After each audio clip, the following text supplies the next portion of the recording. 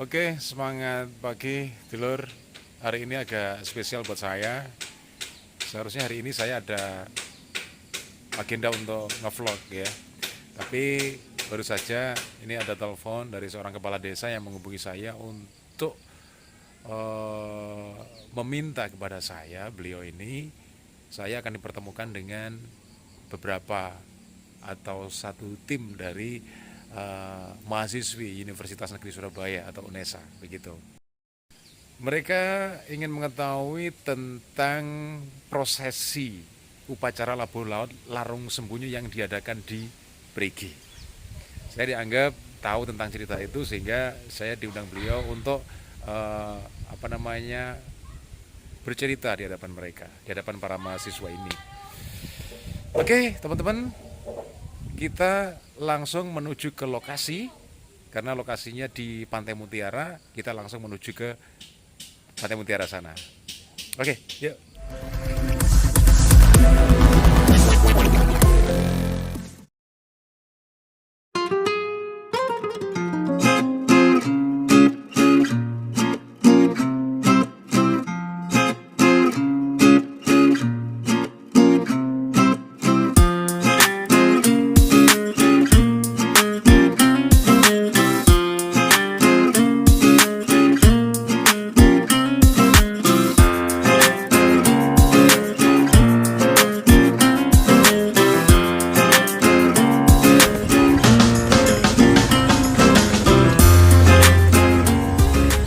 Sudah mulai berjubel, banyak sekali kendaraan yang parkir di kanan kiri. Sudah mulai semarak. Sultan Mataram itu memerintahkan kepada semua atau yang bernama Raden untuk melakukan penaklukan atau membuat alas yang pada saat itu namanya belum masih Parigi namanya. Apa itu Parigi? Ceruk seperti sumur. Parigi kan dilihat dari atas itu kayak gini, gitu ya. Mata kanan kiri, nah gitu. Namanya masih Parigi pada saat itu. Nah terus kemudian Temenggung Negoro ini meminta bantuan kepada saudara kandungnya. Yang pertama adalah Raden Yahudo. Yang kedua Raden Yahudi. Yang ketiga namanya Pringgo Jayeng Adilogo.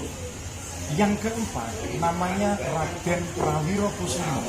Ditambah satu lagi namanya adalah Yang Pamong Adiwiryo. Dari perjalanan ini mereka tentu tidak jalan kaki. Pada saat itu mereka naik kuda. Fenomenal itu yang dimiliki oleh Raden Pramodito alias Raden Bumilunggol. Kuda itu namanya Dawuh Luyo. Di dalam perjalanan dari Jogja, dari Mataram ke sini tentu perjalanan yang sangat berat sehingga kuda ini mati di perbatasan antara Parigi dan Desa Margomulyo. Tengah-tengah Telkom, sekitar Telkom, sebelum Telkom, setelah kecamatan. Itu mati di situ dan kemudian dikuburkan di sebelah barat jalan itu. Sekarang situ ada di situ, kuburan jalan itu ada di situ. Gitu kan? Oke. Setelah itu ternyata Pak Rigi pada saat itu sebuah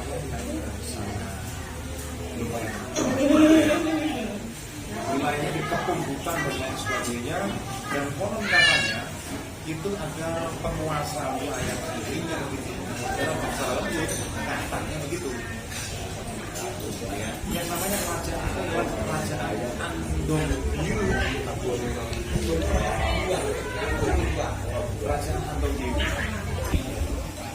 itu negara beserta 4 orang saudara tadi tidak seringkali untuk mendapatkan polisi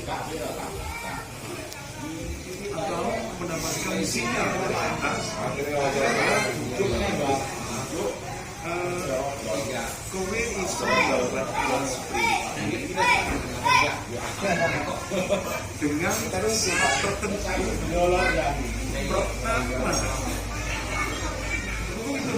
harus bersedia dinikahkan dengan putri Raja Antonio yang bernama Yang kedua, prosesi pernikahan itu harus dilaksanakan pada pasangan di bulan Solo penanggalan Jawa tadi. Di dalam proses yang ketiga, di dalam prosesi pernikahan tersebut tentu ada yang namanya pesta, ada hiburan itu dan lain-lain gitu kan. Nah, salah satu adalah kudu gelar kesenian jaranan. Adilan itu loh, jaranan. Selanjutnya harus melakukan kegiatan yang namanya lantai lagi bersatu selama 40 hari 40 malam. Yang selanjutnya ditutup dengan kegiatan wayang kulit sehingga dia menyanggupi semua persyaratan tersebut. Akhirnya terjadilah pernikahan itu. Nah, prosesi lagu laut Larung Sembunyi ini mengacu pada pernikahan itu 80-an sekian pada saya masih kecil banget. Kan gitu ya. Yang namanya upacara lagu laut itu harus ada parogo manten. Yang laki-laki itu seperti sementara yang perempuan seperti ini gambarkan dengan imajiner gitu ya, kira-kira seperti ini gambarannya. Dan itu syarat utamanya harus dijaga ting-ting beneran gitu, sama perawan yang beneran gitu loh. Pada saat itu sehingga kalau dilanggar masyarakat meyakini ada semacam apa ya istilahnya, ini tantangan yang dilanggar gitu. Jika nanti akan terjadi hal-hal yang tidak diinginkan itu.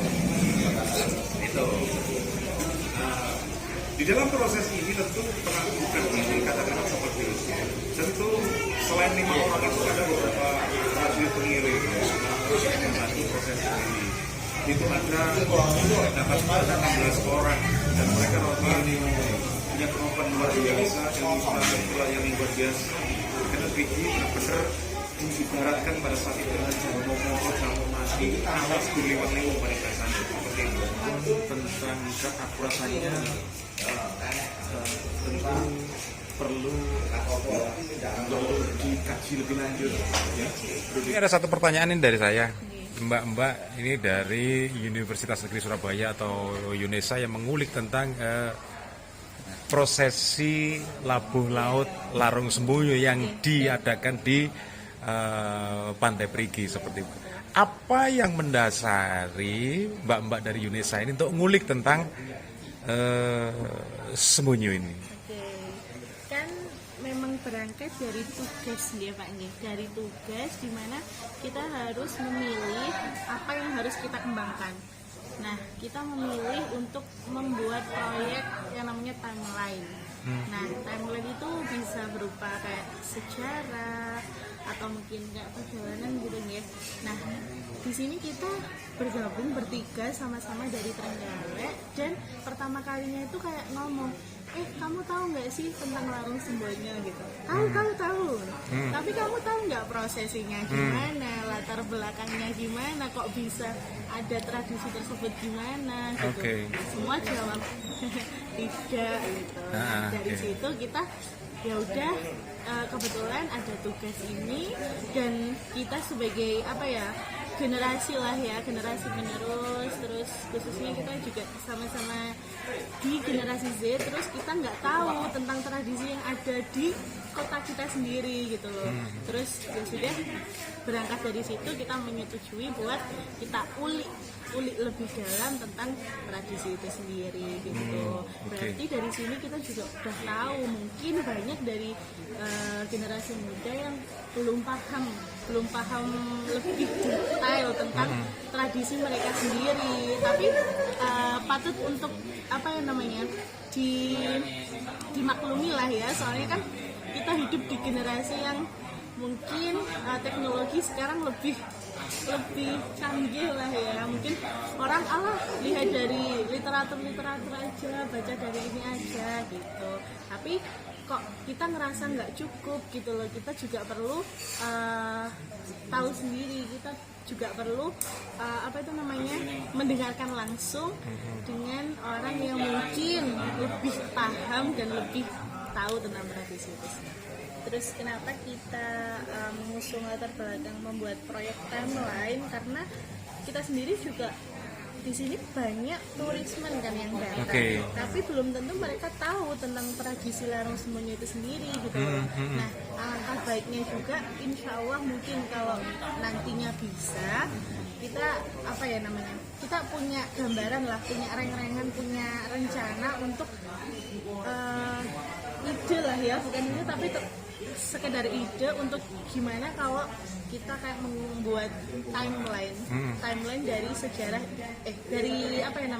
sejarah boleh, dari pokoknya perjalanan adanya tradisi itu sendiri gitu. Kan di sini kan juga belum ada nih Pak kayak timelinenya gimana gitu kan. Jadi nanti kalau misal nih ada turis datang, terus mereka melihat ada timeline tersebut, oh ini di sini ada tradisi ini, oh ternyata tradisi ini tuh dulunya dari sini berjalan jadi gini, terus nanti ada timeline kayak prosesingnya gimana gitu kan. Warga warga luar Trenggalek yang mungkin menjadi turismen di sini kan lebih paham lagi, oh ternyata Trenggalek memiliki tradisi yang luar biasa. Setuju. Jadi kalau menurut hemat saya selaku orang yang lahir dan besar di Perigi itu, kalau Sembunyi itu mungkin bukan cerita sejarah, mungkin juga bukan babat, tetapi dengan adanya prosesi larung sembunyi itu adalah sejarah yang pernah dilakukan pertama kali oleh siapa dan lain-lain hingga pada saat ini masih lestari.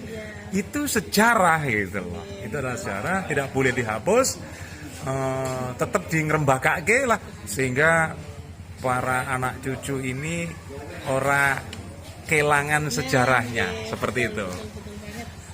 Oke.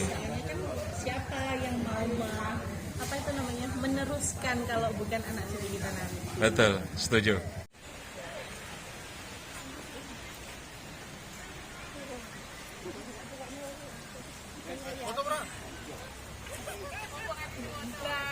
Kesan-kesannya setelah mengunjungi Pantai Mutiara?